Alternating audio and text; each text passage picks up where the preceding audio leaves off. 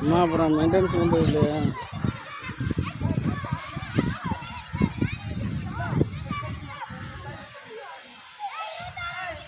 இன்றைக்கி நாங்கள் வேளாங்கண்ணி வந்திருக்கோம். வேளாங்கண்ணி வந்தோம். ராஜநிதி கடலில் குளித்தாப்புல. கடலில் குளிச்சுட்டு அடுத்தது சோளம் வந்து ஸ்வீட்காரன் சோளம் சாப்பிட்றாப்புல. ஸ்வீட்காரன் சோளம் சாப்பிட்டுருக்காப்புல. அடுத்தது அவரோட சாகச வித்தியெல்லாம் காமிக்க போகிறாப்புல. பார்த்துக்கோங்க. அதெல்லாம் எடுத்து அடுத்த வீடியோவில் போட போகிறோம். இங்கே பாரு திங்கிறது. டாட்டா காமிடா. ஏன் வச்சுக்கட்டும்.